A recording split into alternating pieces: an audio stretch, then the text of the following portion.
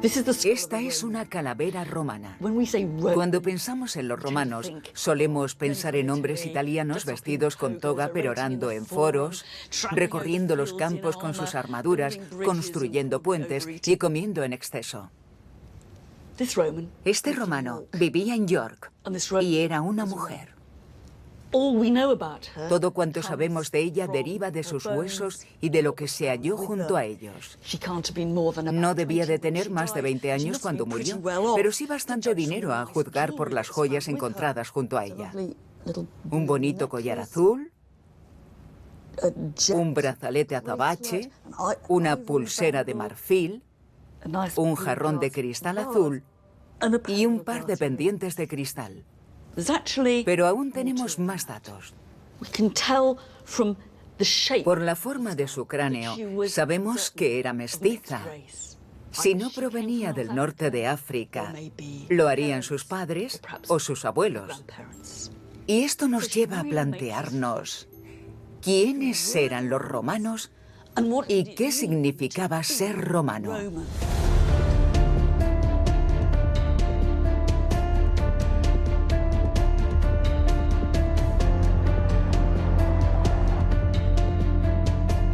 De todos los factores que ayudaron a los romanos a construir su imperio, ninguno de ellos fue tan próspero o sorprendente como el que no podemos ver: la ciudadanía y su capacidad de convertir a personas no nacidas en Roma en romanos consagrados.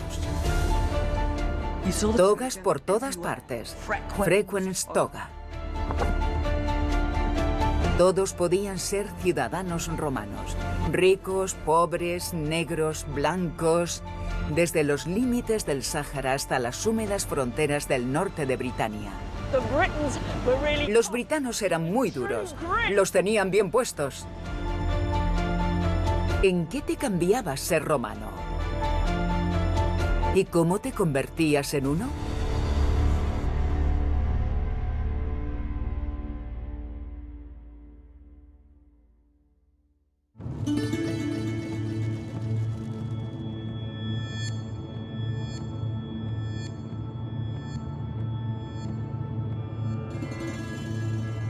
Oculta tras una actual propiedad industrial del sur de España, se hallan las ruinas de un pequeño asentamiento romano. En un sitio que hay que buscar a conciencia. No creo que forme parte de las rutas turísticas habituales. Aquí comienza, esta es la entrada. Por suerte, esto empieza a parecer más romano. Vale.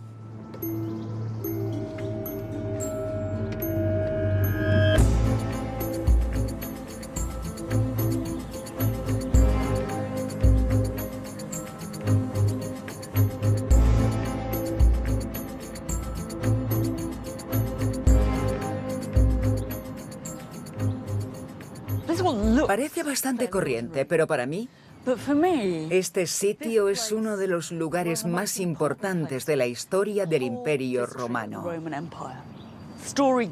Su historia nos remonta al 171 a.C. Una delegación de Hispania se presentó en Roma representando a los más de 4.000 hombres que eran hijos de soldados romanos y mujeres hispanas. A causa de esto, no gozaban de derecho político alguno, no tenían patria y buscaban un hogar. Este fue uno de los efectos colaterales de la conquista y, curiosamente, el historiador Tito Livio los consideró una nueva especie. Los romanos, como era típico en ellos, improvisaron una solución. Para empezar, les ofrecieron Carteia como hogar, pero no se limitaron a eso. No solo les ofrecieron un hogar, sino un estatus. Los convirtieron en latinos a medio camino entre ciudadanos romanos plenos y no ciudadanos. Puede que no parezca mucho, pero fue revolucionario, ya que estableció el principio de que podías ser ciudadano romano en cierto modo, sin que tus orígenes fueran romanos o itálicos, y dio pie a un proceso que acabaría cientos de años más tarde con todos los habitantes libres del Imperio Romano siendo ciudadanos romanos.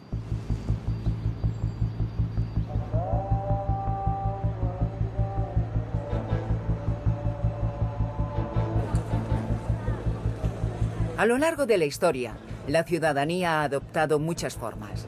Pero la idea de que un gran número de extranjeros se convirtieran en ciudadanos romanos era totalmente nueva en el mundo antiguo. Era el factor más radical, asombroso y singular del imperio. Para comprobar cómo era ser romano a miles de kilómetros de Roma, me he desplazado hasta la actual Argelia, antigua frontera sur del imperio.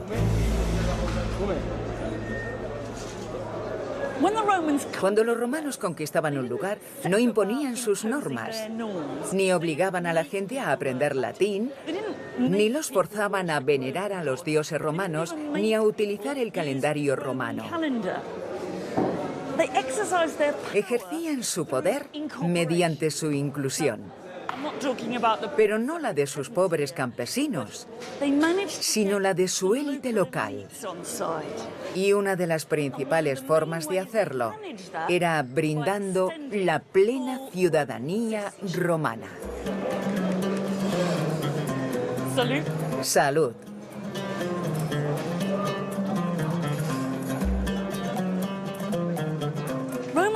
La ciudadanía romana era siempre un regalo.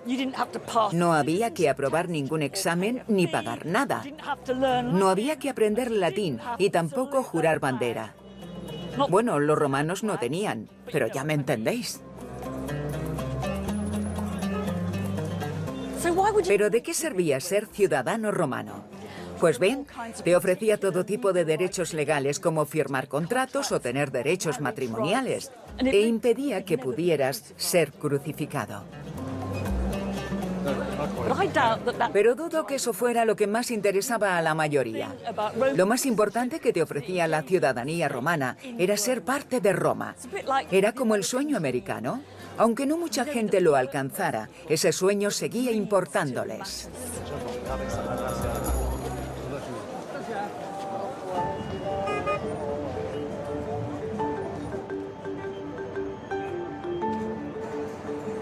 No sabemos hasta qué punto la concesión de la ciudadanía fue una estrategia cuidadosamente planificada o un afortunado accidente histórico. Pero el Imperio Romano funcionó mejor al incluir a los pueblos en vez de reprimirlos. Pero tampoco debemos exagerar su efecto. Seguro que a muchos de los lugareños no les gustaba la idea de ser ciudadanos romanos o les resultaba indiferente. Al fin y al cabo, el imperialismo nunca es consensuado. Argelia no era ajena a los conflictos imperiales, por así decirlo. Desde la época de los antiguos fenicios, los árabes y otomanos hasta los franceses, por no mencionar a los romanos. De hecho, algunos de los más asombrosos vestigios romanos fueron hallados en Argelia, los cuales conservan importantes historias que narrar. La historia de la Argelia romana empieza como casi todas las historias del imperio, con la brutal opresión de su población nativa. Estos son los que un día fueron los campos de batalla de África. Es donde los romanos lucharon durante décadas y tras la conquista en sí, miles de soldados fueron estacionados aquí para vigilar la frontera sur. Incluso en partes del imperio, donde nunca había habido ciudades, los romanos avivaron y financiaron la construcción de ciudades al estilo romano. Tingat fue originalmente construida para los soldados romanos retirados que habían servido cerca de allí, y nos revela mucho sobre cómo Roma echó raíces lejos de la península itálica y cómo su identidad y cultura prosperaron en las fronteras de su imperio. Estoy empezando a orientarme. Esta debía de ser una de las principales entradas a la ciudad. Cuando entras todo parece un gran embrollo, pero casi al instante te encuentras con un cruce y después ves una vía pavimentada en una gran cuadrícula. Este ha de ser uno de los mejores ejemplos que han sobrevivido de ciudades romanas del imperio. representaba una agresiva declaración de romanidad en pleno desierto, por lo que no me ha resultado difícil encontrarla. Supongo que ahora estoy en una casita. ¡Y qué puerta tan magnífica!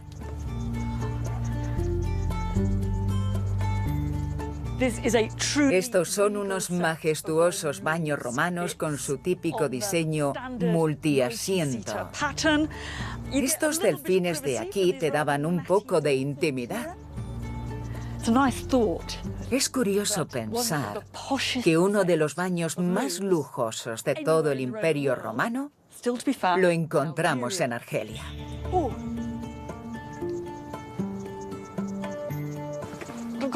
Lo que tengo ahora ante mis ojos es un gran edificio, el más grande de los que hemos visto, con montones de columnas. Y creo que vale la pena explorarlo.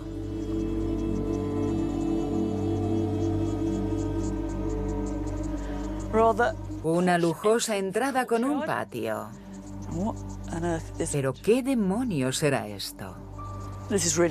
¡Qué interesante! Parece ser una biblioteca. De ser así, sería uno de los pocos ejemplos que quedaron de biblioteca presumiblemente pública del mundo romano. Es estupenda. Y es muy curioso que hayamos entrado a la ciudad y que el primer monumento en el que nos hayamos detenido realmente sea un monumento a la cultura, la biblioteca pública. Creo que si hubiera sido ciudadana de Tingad, hubiera pasado mi vida aquí, si me lo hubieran permitido. Supongo que la comunidad bibliotecaria era bastante machista. Aunque fuera concebida como una ciudad para soldados retirados, apenas unas generaciones después, Tingad se expandiría más allá de su idea original para albergar a más de 10.000 razonablemente pacíficos habitantes de ascendencia romana, africana o bereber. Y aunque esperáramos encontrar una romanidad muy limitada aquí, hallamos justo lo contrario. Y esta es la plaza principal, el foro, el núcleo de su vida comercial, de sus negocios, de su justicia y su gobierno. Lo que impacta es lo convencional que resulta. Cualquier visitante de la península itálica lo hubiera reconocido al instante como un foro, pero nos encontramos al borde del Sáhara. Quien diseñara esto debía de haber trabajado también en otros foros romanos o en ciudades romanas enteras.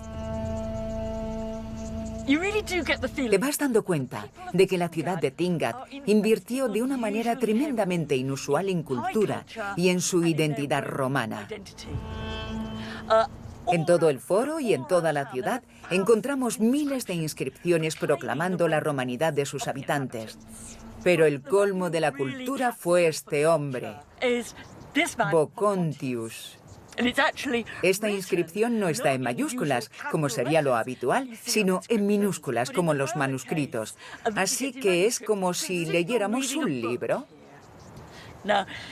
Bueno, pues en lugar del típico currículum, encontramos bajo su estatua un elaborado himno alabando la cultura de Vocontius. El Ordo, el consejo local, erigió esto en su honor. Según el consejo, la ciudad tenía muy cerca un manantial que les brindaba agua, pero Vocontius era un manantial que les brindaba algo más. Él era su otra fuente, pero no de agua, sino de cultura, literatura y elocuencia.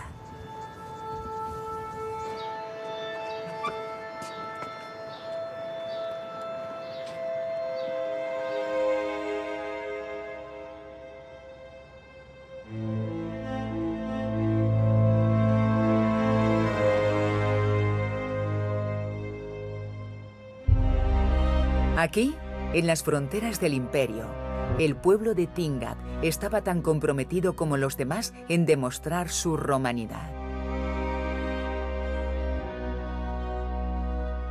Estos mosaicos proceden de suelos de edificios de Tingad y con ellos te haces una idea del colorido original de este lugar y también de su riqueza.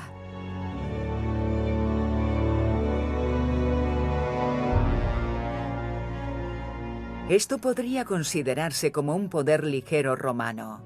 La mayoría de habitantes de Tingad no había visto Roma, pero utilizaba su romanidad como una medalla de honor que demostraba que encajaba con ella. Esto debió de pertenecer a unas termas. Que tenga un buen baño, dice. Y supongo que eso obligaba a usar sandalias. Y aquí tenemos unas escenas clásicas de la mitología romana. Esa es la diosa Venus, emergiendo de las aguas e intentando mantener el equilibrio sentada sobre un monstruo marino. Y este es el dios Neptuno agitando su tridente. Él era el dios del mar. Lo más interesante es que había artistas autóctonos capaces de producir estas obras, y al pueblo de Tingad le encantaban. Sin duda estaban adaptándose al estilo romano.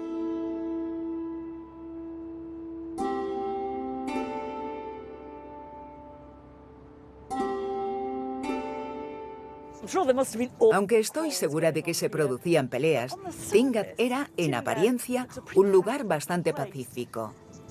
Y eso lo encontramos resumido en esta obra esculpida en el pavimento. Se trata de un tablero de juego con palabras escritas. De hecho, movías tu ficha de letra a letra y las palabras formaban un eslogan. Venari lavari. Cazar y bañarse. Ludere ridere. Jugar y reír. Hoc est vivere. Eso es vivir. Con esto te percatas de lo lejos que habían llegado este lugar y sus habitantes.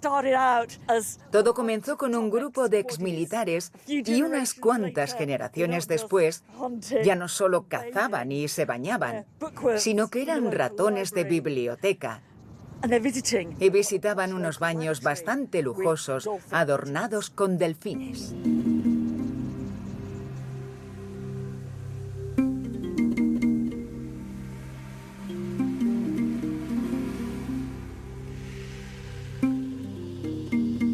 En cierto modo, daba igual lo lejos que estuvieran del núcleo del imperio. Ser romano implicaba la inclusión, si tenías mucho dinero. Al aceptar a la élite local en el club, Roma se aseguraba su apoyo. A cambio, esos ricos se sentían parte de un mundo mayor. Y aquí en Argelia encontramos uno de los ejemplos más extraordinarios de cómo se podía ascender en la escurridiza jerarquía del poder político romano. Este es un gran alarde de triunfo. Se trata de un monumento diseñado para demostrar lo lejos que se podía llegar aun habiéndose criado en las fronteras del imperio, en lo que es hoy la Argelia rural.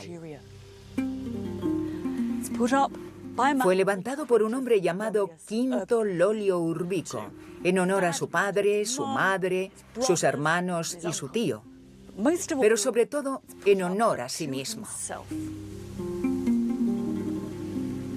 Conocemos muy poco sobre las raíces de Urbico. No sabemos si su origen era romano, bereber o una mezcla de los dos. Pero lo que sí sabemos es que se crió a apenas unos kilómetros del mausoleo familiar, en la pequeña y remota ciudad de Tidis, y que sus familiares eran ciudadanos romanos.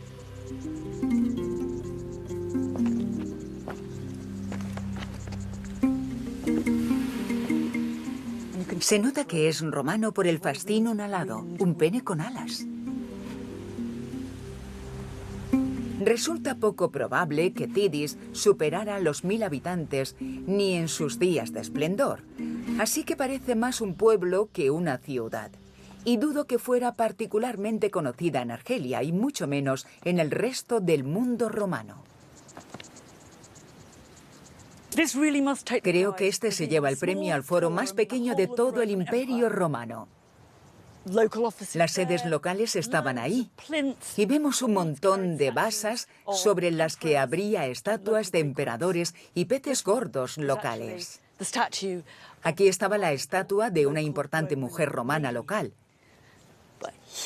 Pero aquí se hallaba la del mayor pez gordo de la ciudad, Quinto Lolio Urbico. La estatua se ha perdido, pero vemos dónde estaban sus pies. Posiblemente fuera de mármol o de bronce, y debajo, sobre la base, encontramos escrito su currículum. Está terriblemente desgastada, pero seguimos viendo las letras. Aquí vemos su nombre, Lolio Urbico. Y vemos o intuimos que era cónsul, y más abajo vemos montones de otras cosas que hizo en su vida, los cargos que ocupó. Esto también nos revela que fue un héroe de guerra. Sirvió en la expedición del emperador Adriano contra Judea y parece que fue condecorado con una lanza y una corona de oro, una especie de medalla al mérito militar. Era la personalidad más importante de Tidis. Era el lugareño que había triunfado de verdad. Nadie había triunfado más que él. Y en esta zona era un personaje excepcional. Pero debemos recordar que había miles de personas como Lolio Urbico en el Imperio Romano, las cuales salían de las provincias para triunfar en la ciudad y en el ejército. En cierto modo, para mí, eso era lo excepcional del Imperio Romano.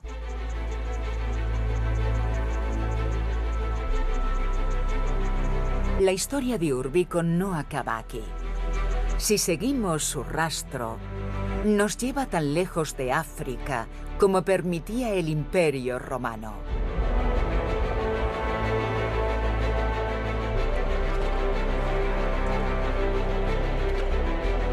A la frontera norte del imperio.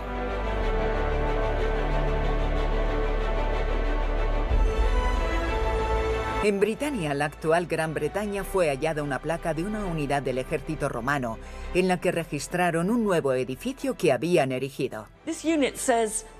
Esta unidad afirmaba que trabajaba bajo las órdenes de Quinto Lolio Urbico, quien era Leg Aug, legado imperial, representante del emperador.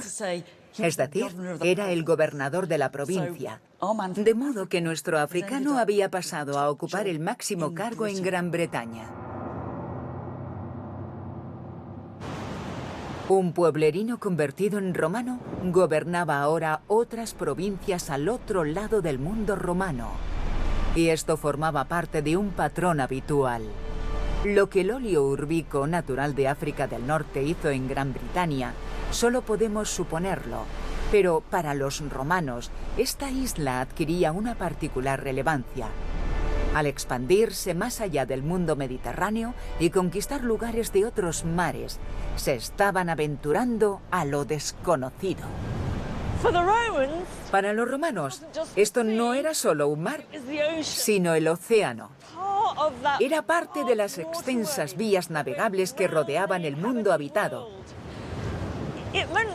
Y eso significaba que Britania estaba en otro mundo. Por eso les atrajo mucho la idea de conquistarla y explorarla. Pero era como salir al espacio para nosotros. Y claro, contaban historias ficticias y no tan ficticias sobre lo que podías encontrarte al llegar a Britania. Hacía frío, era húmeda y nebulosa.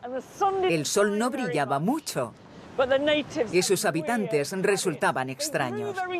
Crecían mucho por el frío y vivían muchos años. Algunos hasta la edad de 120 años. Algunos decían que no existía.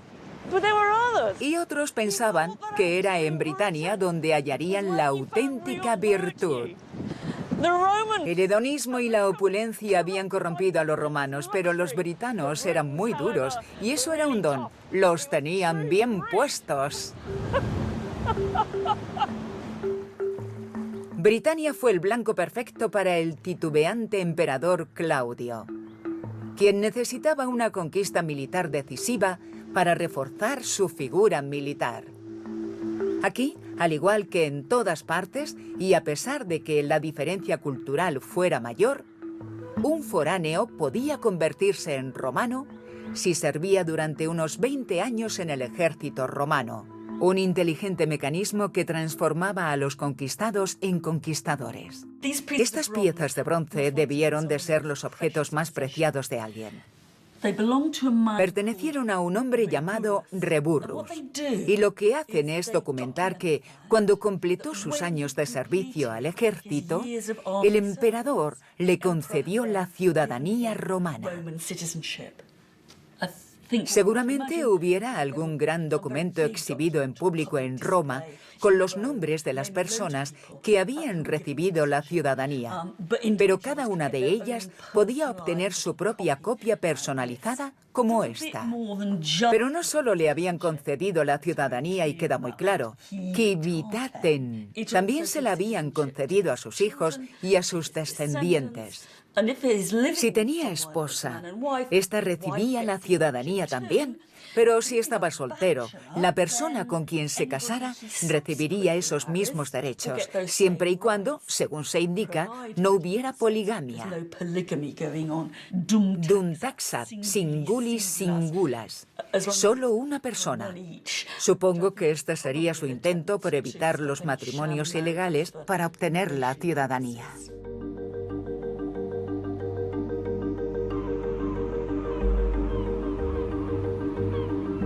Reburrus era de Hispania, pero había servido como militar en Britania y seguramente residiera aquí tras retirarse, como tantos otros.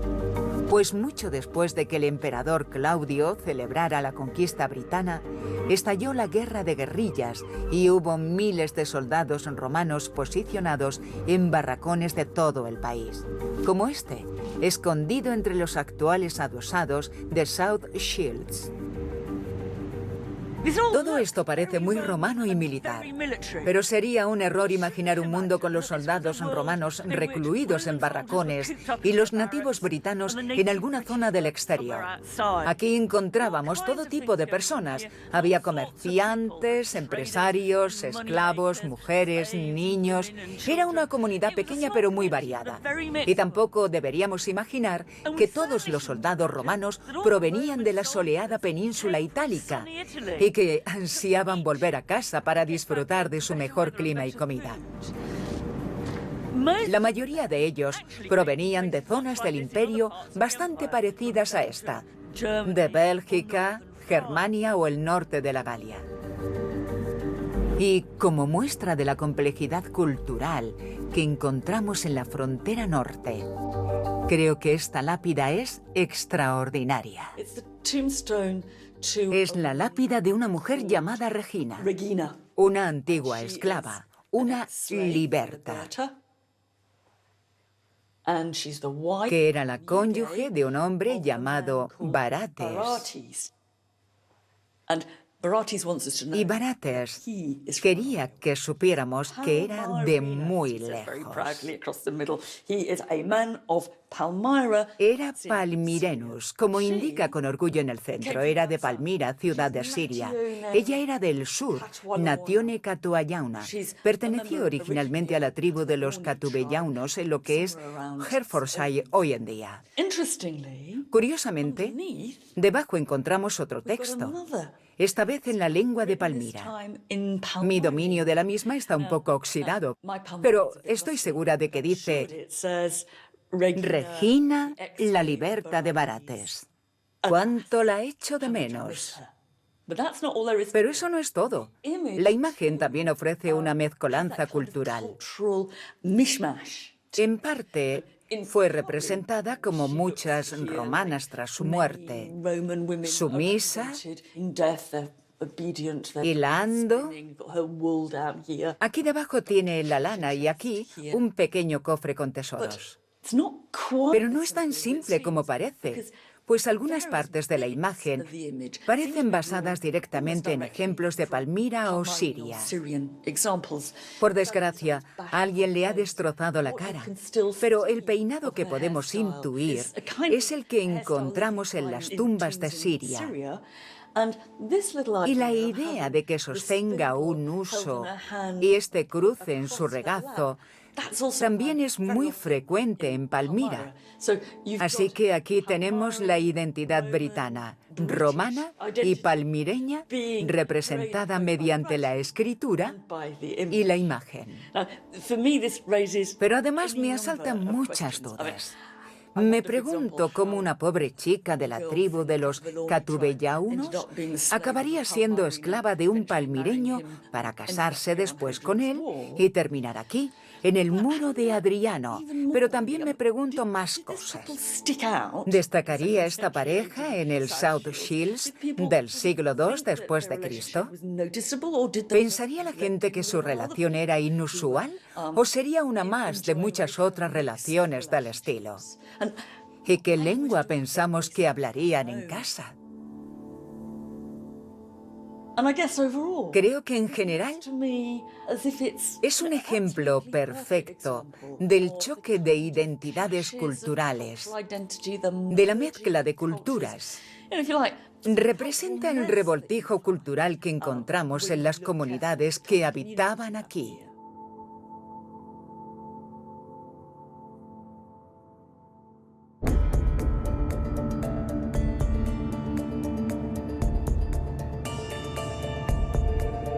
Era una cuestión de movilidad.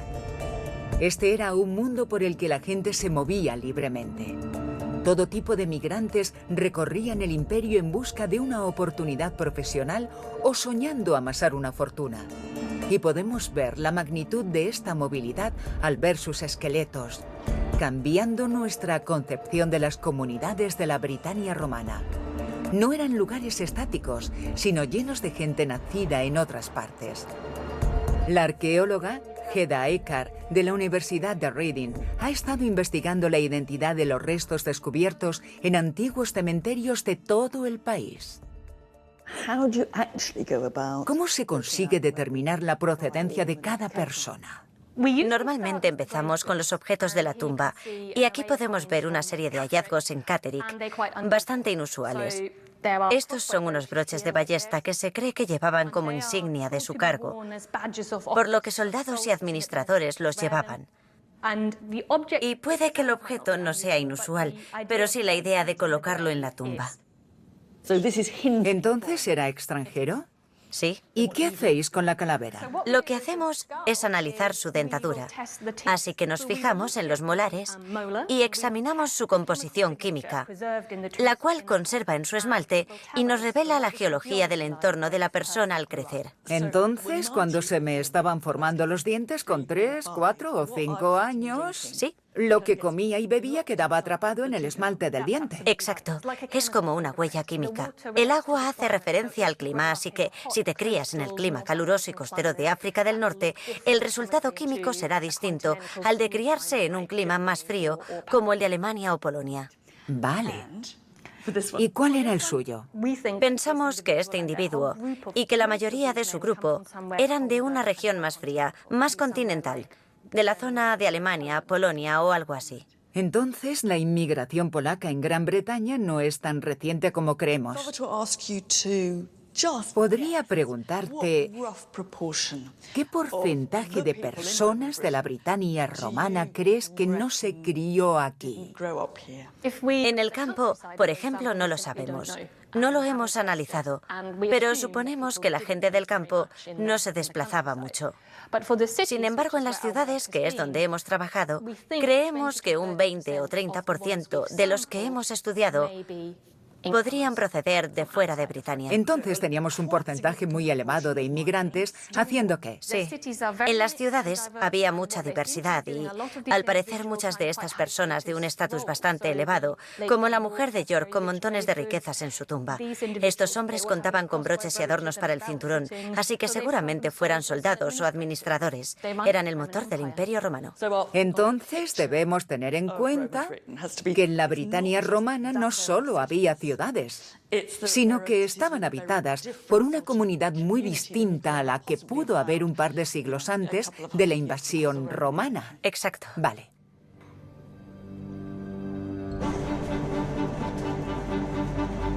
Estos inmigrantes, los polacos y germánicos, o gente como la mujer de Yorkshire, de origen norafricano o barates, de Siria, hicieron tanto por el Imperio Romano como los emperadores y los políticos.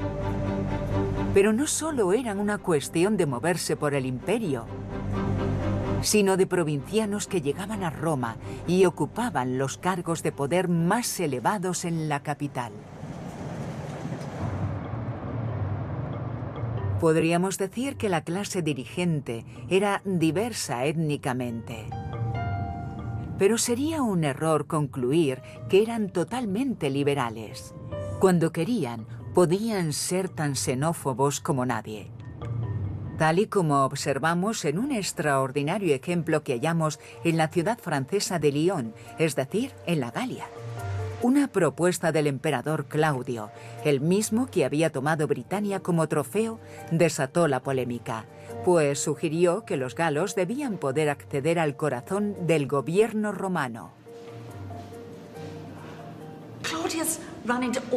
Claudio se encontró con todo tipo de objeciones. Algunos se quejaban de que, hasta hacía poco, los galos habían sido enemigos de Roma. Y otros decían que no les apetecía postrarse ante una panda de nuevos ricos procedentes del campo. Lo increíble es que conservamos la transcripción, palabra por palabra, de la respuesta de Claudio, que sería inscrita en bronce y exhibida en la Galia. Lo interesante es que Claudio justifica su política remontándose a los orígenes de la época romana, cuando dice alieni et quidam externi, es decir, que ya habían venido extranjeros y foráneos a Roma. Se estaban remontando a la época de Rómulo. Lo cierto es que el discurso de Claudio era un poco resabido y repasa todos los ejemplos que se le ocurren de extranjeros que participaron en la estructura política de Roma. Gente que Roman migrauit, gente que había emigrado a Roma. Con objeciones o no, Claudio se salió con la suya y los galos fueron incorporados a la estructura del poder de Roma. Ese era realmente el patrón habitual. Una notable excepción fue Britania. No sabemos de ningún britano nativo que triunfara en Roma.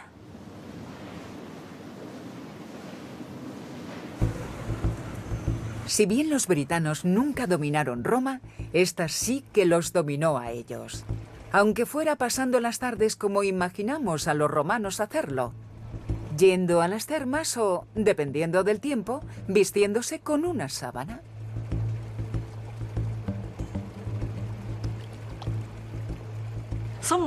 Algunos lugareños no entenderían lo de ir a las termas o lo de llevar toga. Pero otros debieron deleitarse con lo que podían divertirse aquí. Y seguramente algunos se engancharon demasiado en plan, ¿la toga que llevas es la versión 5 o la 6? Y eso es lo que nos cuenta un escritor romano con respecto a Britania. Dice que veía togas por todas partes, frequens toga, y que las llevaban en las termas y en las cenas elegantes, y que lo llamaban cultura cuando era pars servitutis, parte de su esclavitud.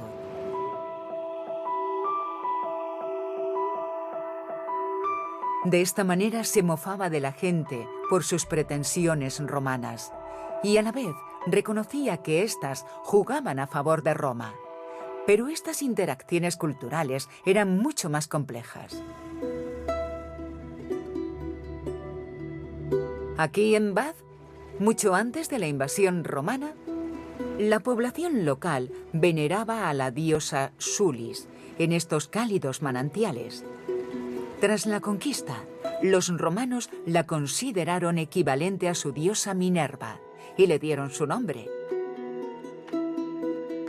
Comenzaron a adorarla como Sulis Minerva, una diosa híbrida que combinaba ambas identidades, pero ¿era realmente nativa o romana? Lo que queda de la fachada del templo nos revela mucho sobre Bath en esa época. Parte de ella es muy romana, pero no toda. Es como si en el centro del frontón le hubieran pedido al escultor tallar el escudo de la diosa Minerva, que en la mitología romana estaba adornada con la terrorífica cabeza de la Gorgona. Hasta ahí bien, pero lo que tenemos aquí es un hombre con bigote. Por tanto, la cuestión es, ¿se equivocó el escultor? ¿Falló al romanizarlo? ¿O se negó a romanizarlo del todo y es Sulis quien aparece ahí? ¿O se trataba de algo un poco más interesante? ¿Sería esta una nueva cultura híbrida para una nueva Britania? Con la fusión de imágenes romanas y prerromanas en el arte, la veneración a dioses duales y la mezcla cultural de sus pueblos y ciudades, empezamos a ver emerger una nueva identidad en Britania. Quizá no deberíamos pensar en su pueblo como nativo o romano. Tal vez ser romano aquí significara algo totalmente nuevo, es decir, britano. Cuando los romanos invadieron esta isla, era el hogar de miles y miles de personas. Había montones de agrupaciones distintas y cada una se creía dueña de parte de ella. No existía unidad política alguna, y eso fue lo que buscaron los romanos. En cierto sentido, no solo encontraron y conquistaron Britania, sino que la crearon.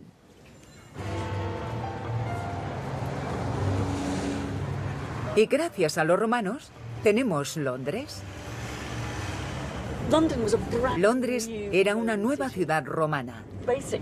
Hasta ese momento esto había sido solo campo.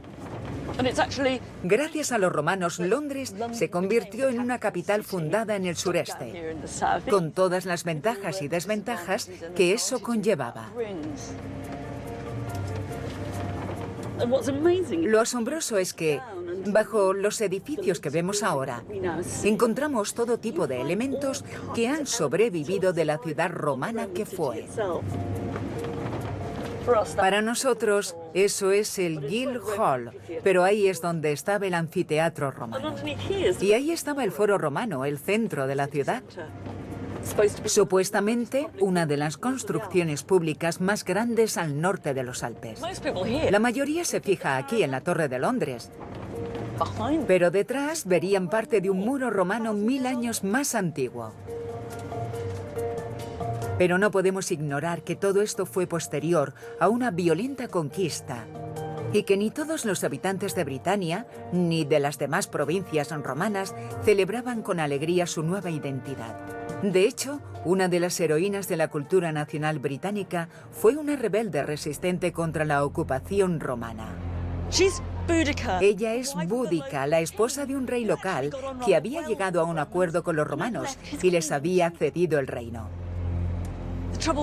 El problema es que los romanos tomaron su patrimonio con una terrible brutalidad. Azotaron a Boudica y violaron a sus hijas. Boudica aprovechó su oportunidad para liderar una revolución con el fin de asaltar Londres y otras ciudades romanas y reducirlas a cenizas. En una ocasión, Las fuerzas de Boudica les cortaron los pechos a unas romanas y se los cosieron a la boca tras matarlas.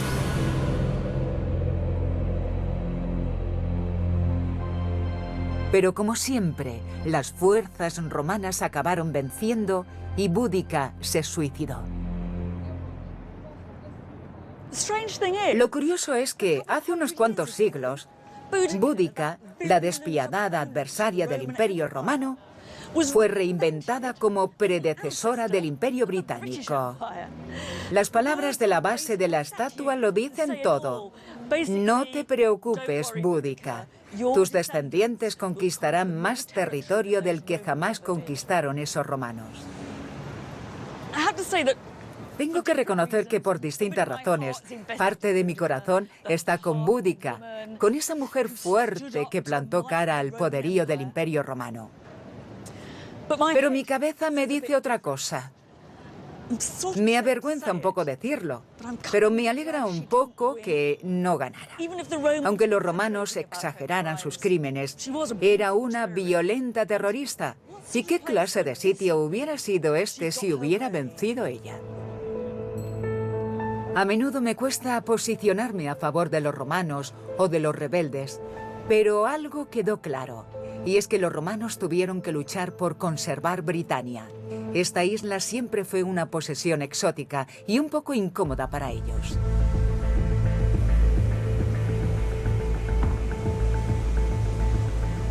En cambio, en el este, las cosas eran muy distintas.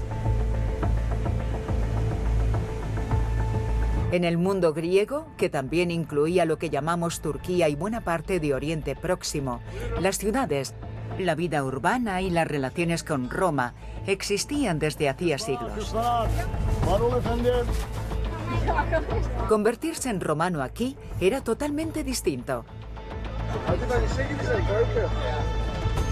Pues todavía seguía vivo el deseo de darle sentido al nuevo y heroico mundo al que ahora pertenecían. Me encuentro en un sitio que llevo casi 40 años sin visitar. Afrodisias, ciudad de la diosa Afrodita. Es muy especial porque probablemente sea el lugar del Imperio Romano en el que podemos ver mejor cómo los que no vivían en Roma representaban el poder de esta para sí mismos. Aquí podemos observar cómo las civilizaciones de Grecia y Roma se unieron y cuál era la visión que tenían los griegos del Imperio Romano. Los habitantes de la parte oriental del imperio siguieron hablando y escribiendo en griego, como llevaban siglos haciendo. Los romanos no les impusieron el latín, seguían siendo griegos, pero controlados por Roma. Veían teatro griego, leían libros griegos, veneraban a dioses griegos en templos griegos y hacían algo que disgustaba bastante a los romanos. Practicaban atletismo desnudos en estadios como este. Este es el estadio de Afrodisias, con capacidad para 30.000 espectadores. En contraste con las nuevas ciudades de Britania y Argelia, apenas se ven indicios de cultura específicamente romana a primera vista. Pero si hurgamos bajo la superficie, empieza a cambiar la historia.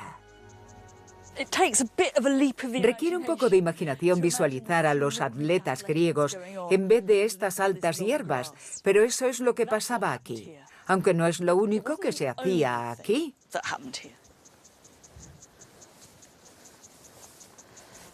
Siempre vale la pena prestar mucha atención a los detalles de estos grandes trozos de piedra. Observamos varias pistas claras de un uso bastante romano. A lo largo de la primera fila de asientos encontramos algunos pequeños detalles. Aquí tenemos un agujero por el que pasarían unas cuerdas y también una especie de cuña. Esto conformaba una estructura de cuerdas, postes y redes que mantenía al público a salvo de los peligros del estadio. Pero ya no hablamos de los atletas, sino de animales. Debemos tener en cuenta que, a veces, los habitantes de Afrodisias venían a presenciar el deporte griego por excelencia, el atletismo. Pero otras tantas venían para divertirse al más puro estilo romano, con el combate de gladiadores y la caza de animales salvajes. Por tanto, el uso de este estadio era dual y nos demuestra cómo la cultura griega iba incluyendo elementos romanos.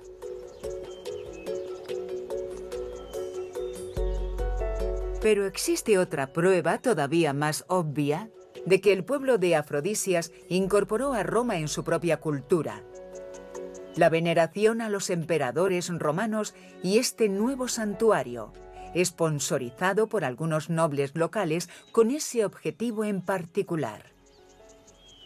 Este es uno de los descubrimientos arqueológicos más importantes de los últimos 50 e incluso 100 años. Se trata de un templo para homenajear y venerar al emperador romano, y estoy sentada en sus escalones. Pero tenemos que llevar mucho cuidado con el significado de venerar. Dudo mucho que los habitantes de Afrodisias pensaran que el emperador romano era como Zeus, Afrodita o cualquiera de sus dioses tradicionales. Pero sí que consideraban que el poder del emperador romano era muy similar al de un dios y lo veneraban en ese sentido. Templos dedicados a los emperadores romanos los encontramos por todo el imperio. Pero lo que hizo tan especial este hallazgo es que estaba repleto de esculturas. Representados, encontramos a los emperadores y a sus familias, además de imágenes de los dioses tradicionales, de la mitología y también de las provincias conquistadas, reimaginadas en forma humana. Pero esta no era una simple adulación al poder central, aunque también lo era. Esta era una iniciativa local diseñada para un público local.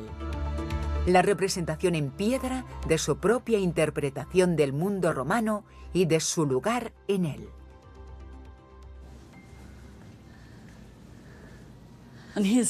Aquí tenemos a un emperador semidesnudo ensañándose con una provincia. Resulta muy interesante que las provincias y territorios conquistados siempre son representados como figuras femeninas. Así que esta es una excepcional, o más bien horrible muestra de política de género, con un heroico emperador masculino sacrificando o raptando a mujeres indefensas. Esta mujer intenta no mostrar su cuerpo desnudo y alza la mano, posiblemente suplicando piedad. Él tiene la suya tirándole del pelo. Esta leyenda es maravillosamente reveladora. El emperador es Tiberio Claudio César. Se trata del emperador Claudio, pero la provincia nos sorprende un poco porque es Britania. Es la representación más griega que podéis encontrar de ella. De hecho, es la primerísima imagen de Britania que apareció en el arte mundial. Y sorprende un poco descubrir que no fue representada como una guerrera en la parte trasera de una moneda, sino como la vemos aquí, como una víctima, en todos los sentidos, de la violación de un romano. Pero lo curioso es que cuando bajas aquí para leer las leyendas, empiezas a ver las esculturas de otra forma, porque estaban pensadas para ser vistas desde abajo. Se ven bastante distintas desde este ángulo. Y cuanto más abajo, mejor se aprecia esta. Y si te acuestas, te quedas mirando directamente al patético rostro de Britania. Y así es como lo verían los habitantes de Afrodisias al pasar por los pórticos que debía de haber. Me pregunto qué pensarían al mirarla. Supongo que serían pocos los que estarían a favor de Britania, muchos los que quedarían fascinados ante el poder divino de Claudio, y otros tantos los que consideraran la gloria de Roma como propia. En el imperio no había sometidos, sino compañeros. Aquí se podía ser griego y romano sin caer en contradicción. Para mí, la importantísima conclusión es que no había una sola forma de ser romano. Hemos recorrido todo el Imperio Romano y hemos encontrado romanos en toga, en túnica y hasta en pantalones. Los hemos descubierto hablando latín, griego y celta. No había un reglamento para ser romano. De hecho, era su diversidad y la aceptación de esta la que sostenía el Imperio Romano.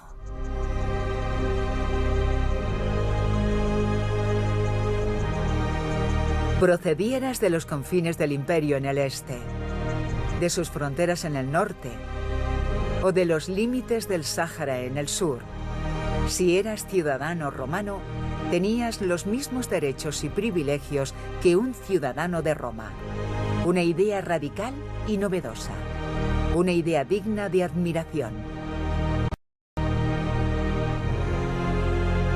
La extensión de la ciudadanía romana fue un factor que dotó al imperio de unidad.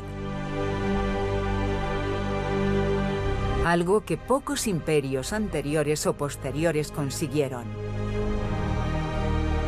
Pero un hombre asentaría esa unidad sobre unos nuevos cimientos. El emperador Caracalla nació aquí, en Lyon, y pasó a la historia por su brutalidad. Comenzó su mandato asesinando a su hermano como hiciera Rómulo, pero en este caso el pobre murió en brazos de su madre. Y eso fue solo el principio. Pero en el año 212 cambió el mundo. Concedió la plena ciudadanía romana a todos los habitantes libres del Imperio Romano. Unos 30 millones de personas se convirtieron de golpe en romanas. ¿La razón? La desconocemos, pero mirándolo, dudo de que se tratara de simple generosidad. En cualquier caso, fue la culminación del proyecto romano de incluir a los extranjeros, de extender la ciudadanía y de hacer que el modo romano de hacer las cosas pareciera universal e incluso natural. 1000 años después, y en cierto modo, este fue un triunfante final para ese proyecto. Pero lo cierto es que, cuando todos se volvieran iguales, los romanos no tardarían en hallar nuevas maneras de dividir y excluir.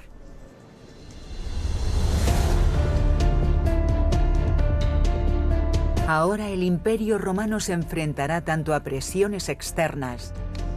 Este muro ha de ser algo para controlar eso, como a nuevas amenazas internas. Eran romanos atacando a romanos.